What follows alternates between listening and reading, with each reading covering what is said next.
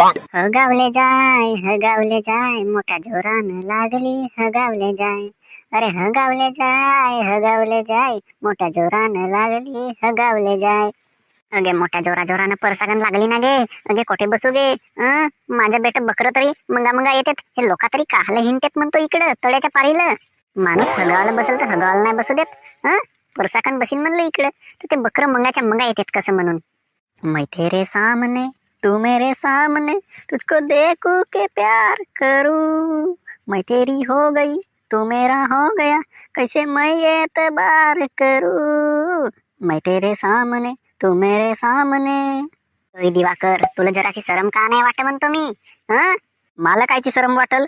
मी आपल्या तळ्याच्या पारीला हिंडतो ना बढिया गाणं म्हणतो रोमॅन्टिक वालं. बापा बराबर आहे ना. आम्ही बायका इकडे हगाले येतून आणि तुम्ही इकडे घुमाले येत्या. असं सोपते का तुम्हाला. चिया बहीण माची तर ह्या शांताबाईला घरी संडास बांधून नाही हो का रे. इकडे हगू नाश करून टाकलं.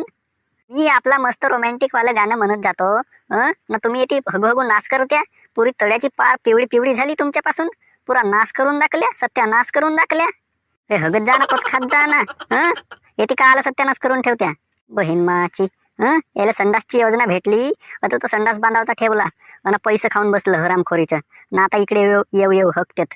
पैसे खाल्ला ना आता इकडे येऊ हकतेत. अरे तर ते माझ्या नवऱ्यानं सप्प संडासाचं पैसे भेटलं तर सप्प दारू मंदी वतलं.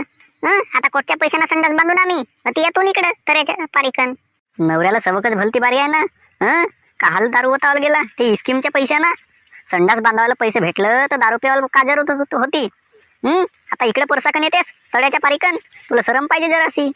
बहीण माला नेवत लमचं पैसे भेटलं तर खाऊन टाकतात आणि इकडे बालट्या धरू गडवा धरू हिंडतात. जसं काही लागलं भिकाऱ्याच्या हातामध्ये कटोरा आणि यायच्या हातामध्ये गडू. लमच्या हरामखोरीचं गडू धरूनच पैदा झाला का तर. अबे लमच्या तळ्याच्या पारीच्या भोवताल कॅमेरा लावतो मी आता. थांबा तुम्ही आणि लाईट लावतो चांगलं फोकसवालं. म्हणजे सकाळी आल्या का नाही आता पुरं फटवाच खिचून होते तुमच्या. बेसरम माणूस आहे फटवा खिचते. हगवाला जाणाऱ्या लोकांच्या कोणी परसाकनही नाही जायला खरा. बोलून तो असं राहिला जसा काय याच्या बापाची जागा हो. तर तुमच्या बापाची असेल म्हणून काही ह्या करून ठेवजाल का, भरवून ठेवजाल का. स्वच्छता पाहिजे का नाही काही. सगळ्या जिकडनं तिकड घाण करून ठेवतात. लमच्याला शरम नाही लागत जराशी. पाय दिवाकर जास्ती बोलून राहिलास. थोडासा नियमामध्ये बोल. अरे मी नियमामध्ये बोलतच आहो. गलती तुमची आहे. ग्रामपंचायत मध्ये जाऊन तुमची कंप्लेंट करतो. इकडे येऊ सत्यानाश करत्या म्हणून. तुमच्यापासून किती बिमाऱ्या फैलतात. चांगले लोक आजारी पडून राहिलं ना तुम्ही इकडे येऊन सत्यानाश करून राहिल्या. काची घंटाची ती मजा काय. थांबा तुम्ही आता. तुमच्या नाही गरम गुटल्या केलो तर मी ही नवत आपल्या नावाचा दिवाकर. अगे माझे मोठ्या जोरामध्ये परसाकन लागली ना हा येते झगडा करून राहिला. मंगा येते बायकाईच्या याची. थांब ना 2-4 बायका जोडतो ना तुझी चांगली वरात खेळायला लावतो. या बहीण माची तळ्याच्या पारीला घुमनाय म्हणा आहे का. म्हणजे तुमच्या हगासाठी आहे का तळ्याची पार का आम्हाला फिरावसाठी आहे. सगळा घाण पसरवून ठेवलीस. अरे थांब ना तुझी कंप्लेंटच करतो म्हणलो तर तिकडे जाऊन. तुझा काहाचा होतं. थांब आता तू. तुझा गरम बनवतो नाही तर मीही नव्हत आपल्या नावाचा दिवाकर.